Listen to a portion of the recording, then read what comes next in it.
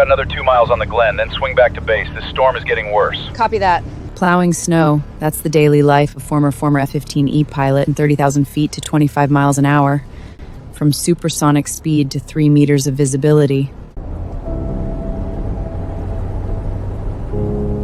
I keep it the way a smoker keeps a pack of cigarettes.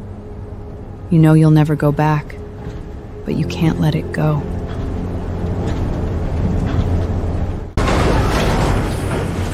Oh, you've got to be kidding me.